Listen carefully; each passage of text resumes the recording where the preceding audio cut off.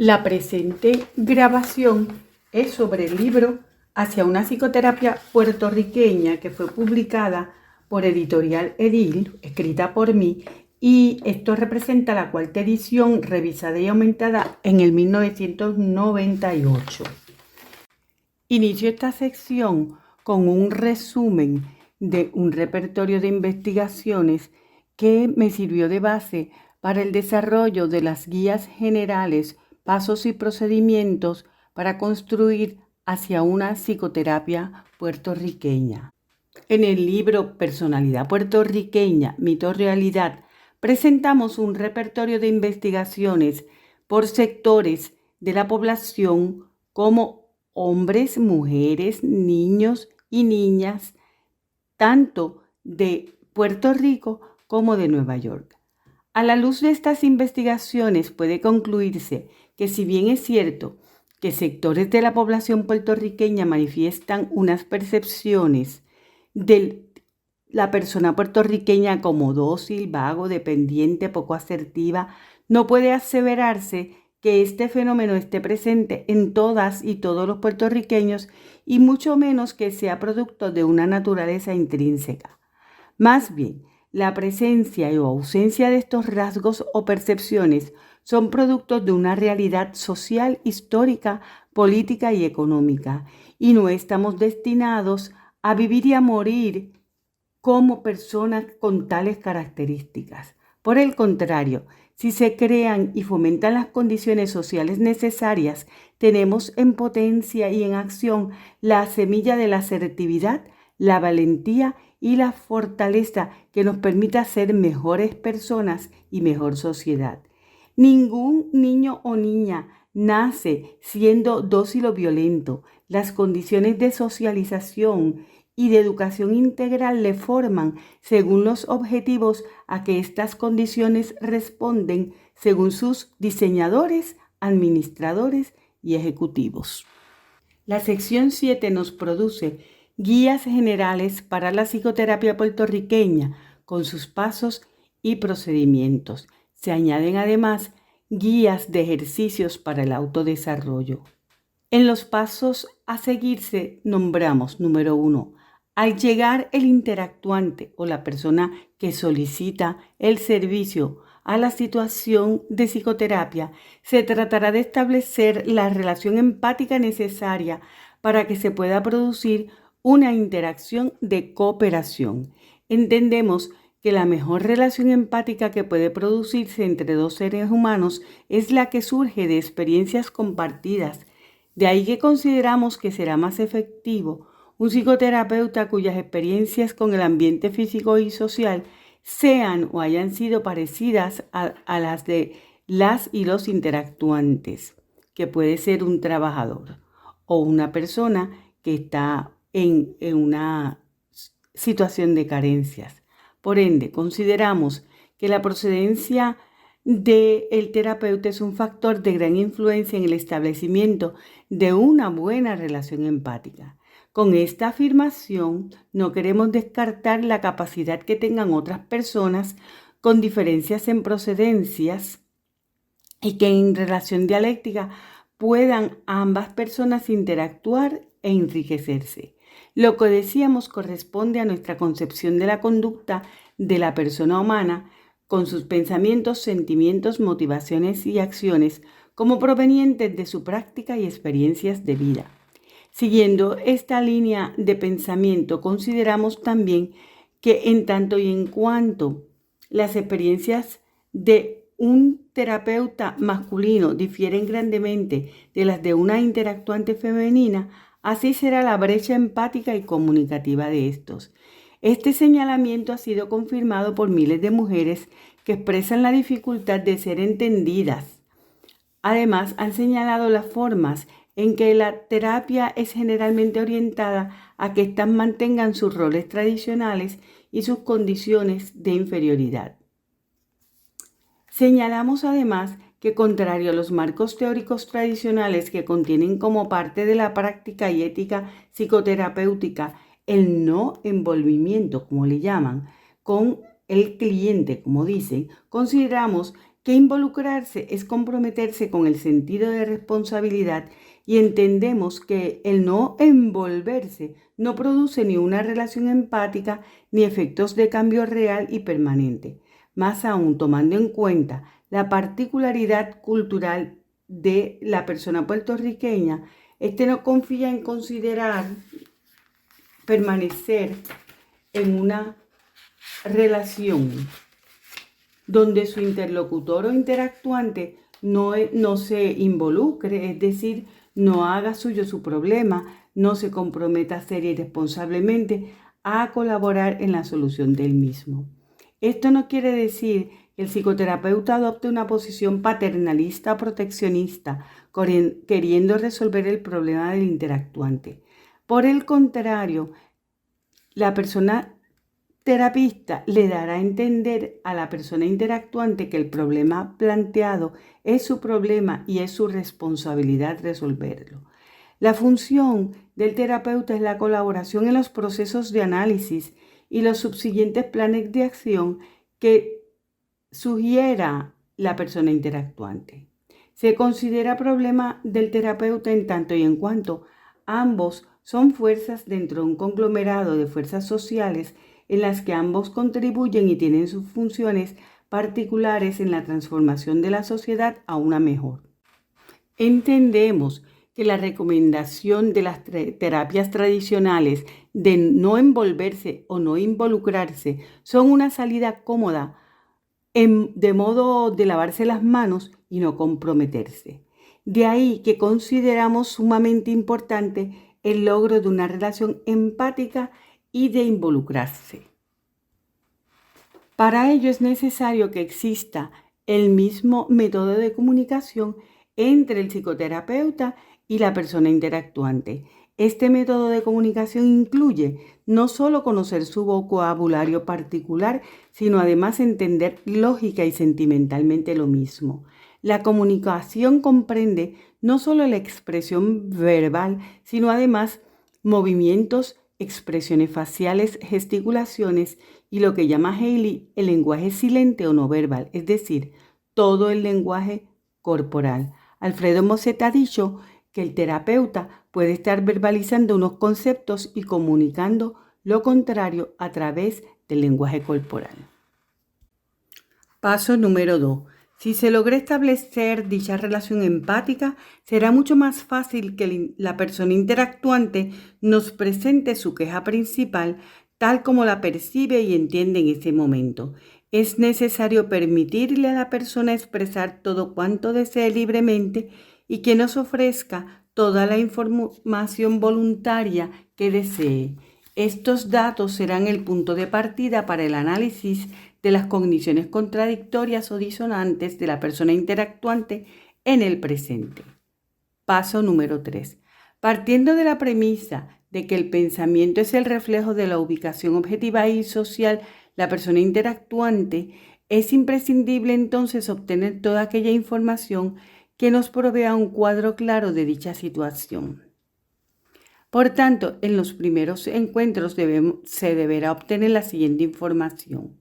Número 1. Datos relacionados con su salud física. ¿Cuándo fue la última vez que visitó a su médico?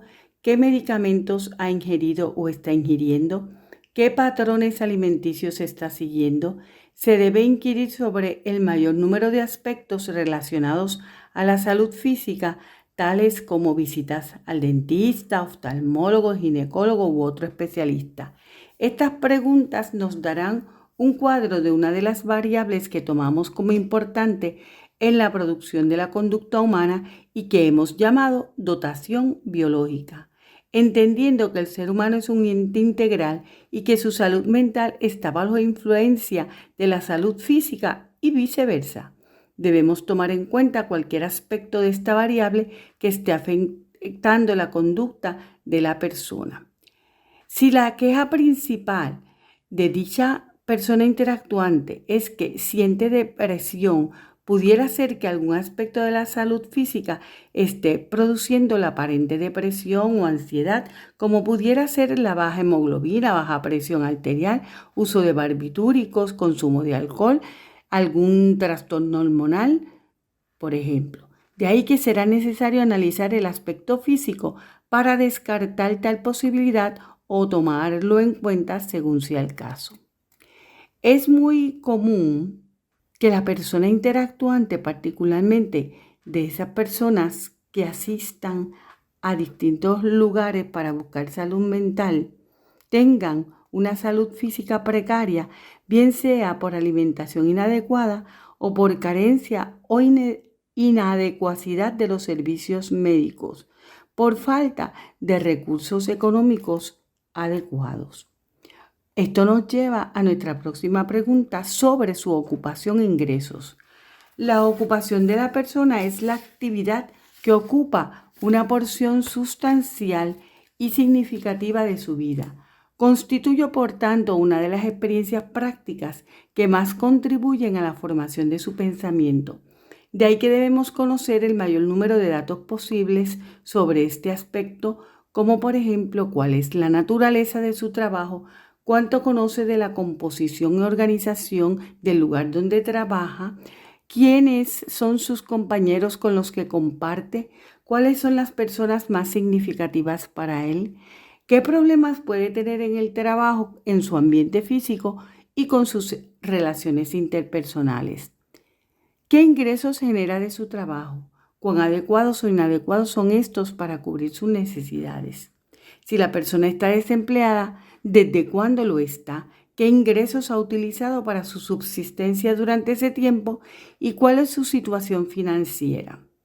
¿Cuántas personas son miembros de su núcleo familiar? ¿Cuántos de ellos contribuyen al ingreso familiar? ¿Y cómo se adecúa el ingreso familiar a los gastos? Luego se tomará en cuenta el lugar de la residencia, descripción de la vivienda, si es o no adecuada. También se tomará en cuenta las relaciones familiares y los problemas principales en estas relaciones. Se indagará sobre los años de escolaridad, ambiciones y deseos personales. Se analizarán los planes futuros y las limitaciones percibidas en la consecución de esos planes u objetivos. El propósito de obtener estos datos no es solo para que el psicoterapeuta tenga una visión clara de la ubicación social de la persona interactuante, sino que además el repaso de estos datos le sirve a la persona para que tenga frente a sí un cuadro integral de su propia ubicación.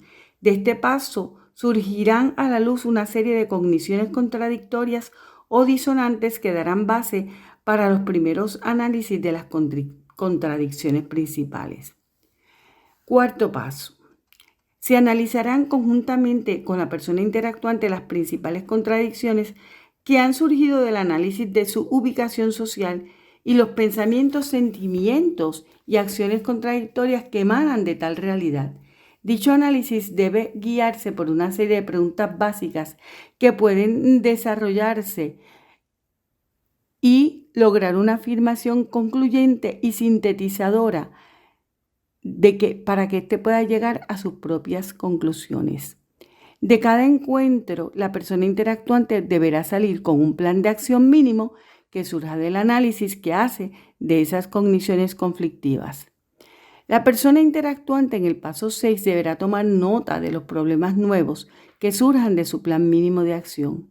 Estos serán analizados en los próximos encuentros. En cada encuentro, a partir de los primeros, se analizarán los logros obtenidos en los planes de acción y se diseñarán nuevos planes. Objetivos de nuestra propuesta de psicoterapia. Los objetivos fundamentales son los siguientes. Número 1. Fortalecer la psiquis de la persona interactuante, haciéndole reconocer en sí mismo su caudal y potencial como agente de cambio de su realidad circundante. Se ha encontrado que algunos de los síntomas presentes en los interactuantes puertorriqueños son sentido de impotencia, cierto grado de conformismo y resignación y una pobre imagen y estima de sí mismo, entre otros.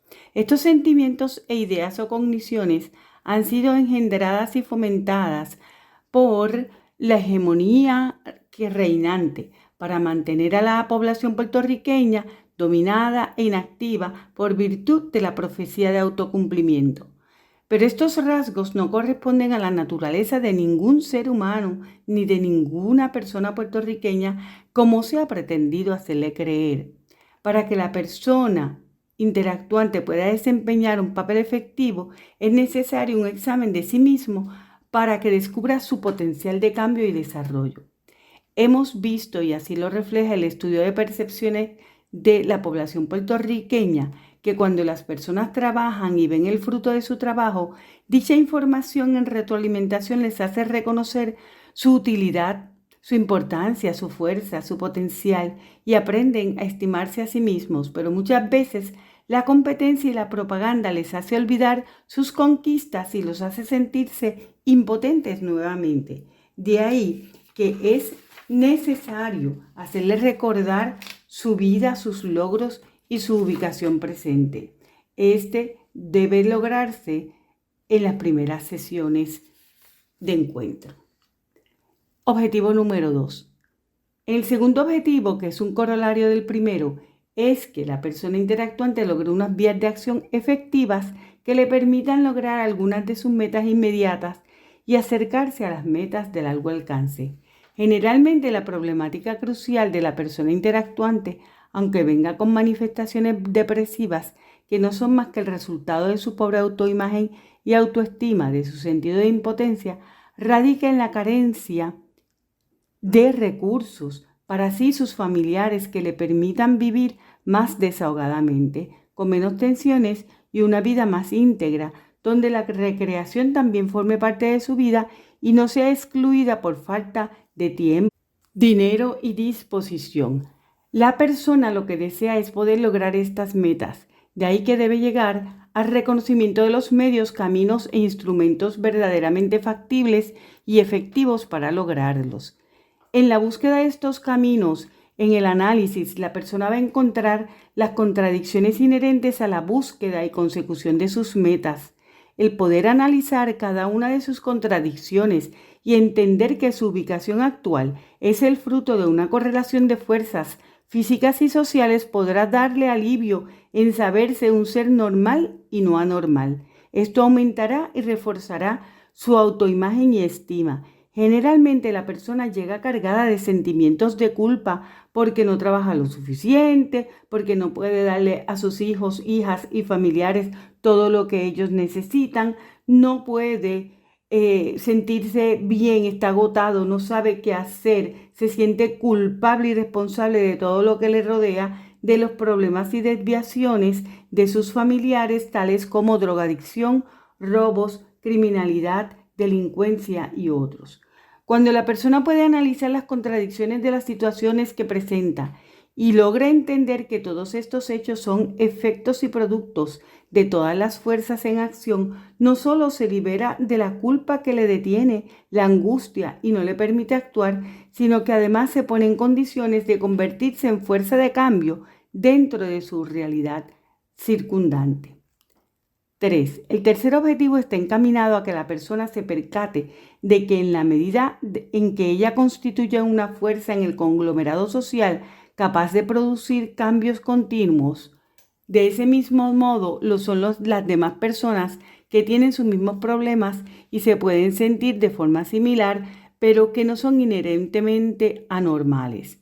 De ahí que la conclusión lógica sea tratar de armonizar conjuntamente con todas las personas posibles los movimientos de dichas fuerzas para que vayan en la dirección que ellos desean y produzcan los cambios necesarios para obtener sus metas. Esta tercera fase hace ver a la persona interactuante como parte integrante, necesaria e indispensable de la sociedad, es decir, como un ser social que aislado no puede avanzar. Esta posición contrasta diametralmente con la tradicional de modelos más antiguos psicoterapéuticos y otros más recientes que ubican a la persona como el único responsable y capaz de todo. Objetivo número 4. Es sumamente importante que la persona interactuante aprenda cómo analizar las contradicciones de manera que luego pueda hacerlo sin depender siempre del terapeuta, para que cada problema que continúe emergiendo lo pueda enfrentar. La terapia va encaminada a fortalecer el polo positivo de la autoimagen, autoestima y sentido de potencia de la persona interactuante. Objetivo 5. Una vez logrado dicho estado de bienestar en la persona interactuante que le proviene del entendimiento de su situación actual, su pasado histórico y su contribución al presente, entonces el próximo paso es examinar las metas inmediatas.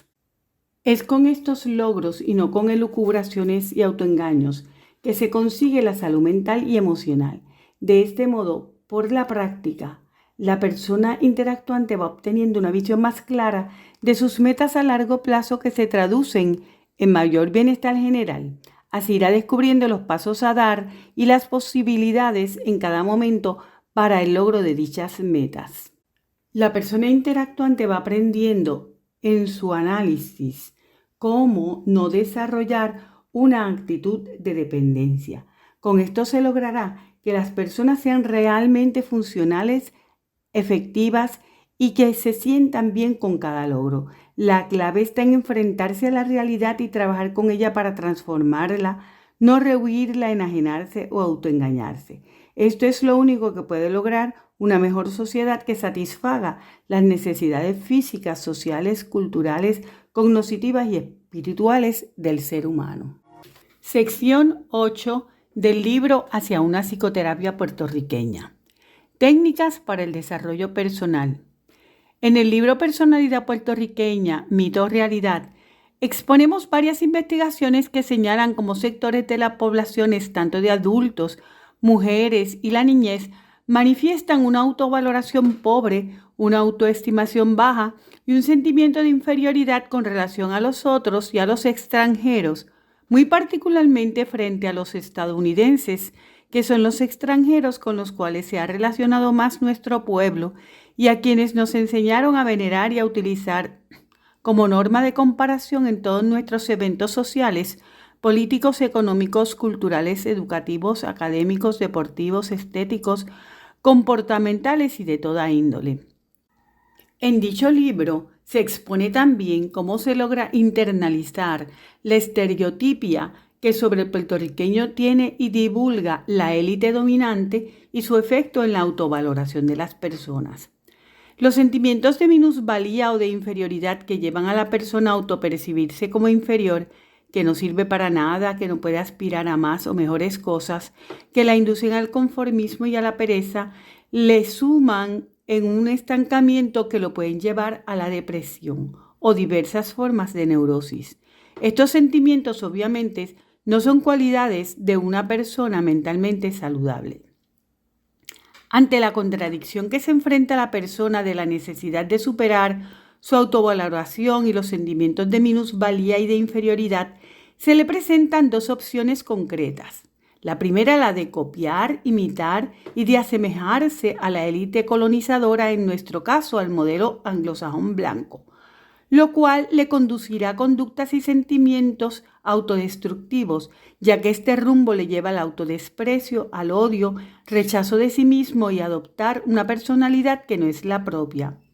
Más aún, tal imitación y adopción de una personalidad ajena le conduce a desarrollar una esquizofrenia social, es decir, a sentirse escindido entre la personalidad ajena y la personalidad propia que reprime y no le permite manifestarse tal cual es, todo lo cual equivale a decir que desarrolla una enfermedad psíquica y mental. La segunda opción es la opción de la salud integral, es decir, la opción de la autoaceptación, del autoamor, que conduce al autodesarrollo óptimo, al orgullo personal y a una autovaloración y autoestimación saludable.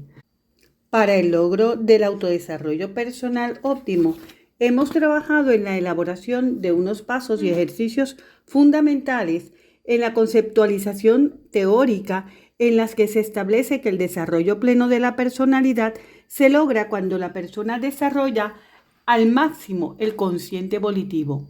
A continuación presentamos una serie de temas reflexivos en torno al autoconocimiento, sobre los cuales las personas pueden escribir, es decir, esta es una modalidad expresiva que puede someterse a mayor y más profundo análisis, o puede hablar o grabarse, o utilizar otros medios de expresión tales como el dibujo, la pintura, la poesía, el canto y el teatro.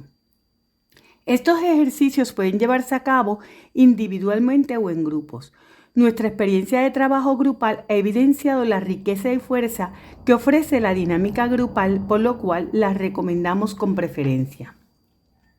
La interacción con personas conocedoras y diversas pueden proveer datos y contrastes que faciliten la autopercepción y análisis de los ejercicios. Sumergirse en este análisis produce un autoconocimiento muy afín con el Conócete a ti mismo de Sócrates, pero más importante aún nos ayuda al autodesarrollo, seguridad, confianza y autoevaluación. Primera sección de ejercicios. Estos ejercicios son de reflexión sobre la propia ubicación. En ellos se habla, se escribe y se analizan los siguientes temas. Primer tema, ¿quién soy? Segundo, yo en el mundo. Tercero, concepción personal del mundo, del planeta, del universo. Y cuarto, definición personal de mi mundo social y cultural. Temas profundos que le permiten a la persona interactuante sumergirse en todo el análisis circundante y en sus íntimas percepciones de su mundo externo e interno. En la segunda parte, analizamos quién deseo ser. El tema puede parecerle al interactuante el diseño de metas, objetivos y elecciones para su acción. El tercer ejercicio sugiere identificar la mayor motivación de la vida, lo cual lleva a reconocer el aspecto, asunto, persona o situación que te produce la mayor motivación hacia la acción y ordenamiento de tu propia vida. Este análisis puede producir percepciones sobre si la fuerza motivante es positiva o negativa para el logro de las metas de él o la participante. Los ejercicios 4 y 5 invitan a anotar los objetivos de la vida. Estos objetivos, en primer lugar, se llaman los objetivos generales, los logros que deseas obtener. Luego se invita a identificar y definir los objetivos específicos, estos aspectos que deseas lograr pronto. Este análisis ayuda a desarrollar un plan significativo.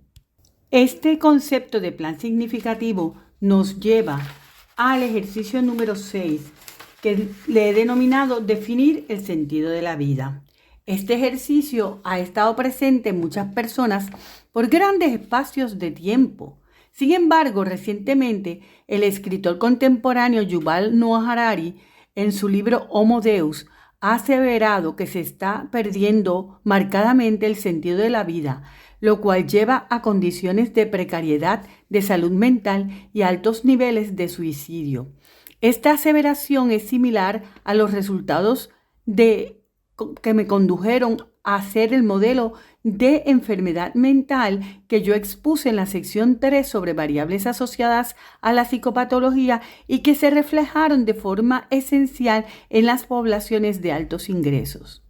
Harari, además de recomendar la búsqueda de tal sentido, reconoce que en el pasado la fuente del sentido de la vida era mayormente la religión, fuente que evolucionó a ser denominada como humanismo, concepto que yo defino y otras personas como la corriente que reconoce y prioriza en la búsqueda e instauración del bien y los beneficios para la especie humana.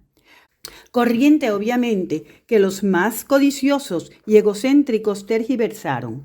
Harari aduce a que tal concepto ha derivado en lo que él llama tecnohumanismo, maximizado por fuerzas armadas y que llevan a destrucciones masivas, que está influyendo en grandes poblaciones de jóvenes que desarrollan adicciones a las tecnologías virtuales y muchos también terminan en suicidios. Por tal razón, pienso que este ejercicio necesita revalorizarse, practicarse y que las personas interactuantes puedan redefinir su propio y personal sentido de la vida que les sirva de fuente de satisfacción y felicidad.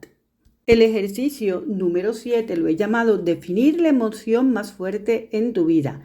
Esta definición puede ser positiva o negativa, para ver entonces cómo puede ser analizada y que lo puedes coger a través del consciente volitivo.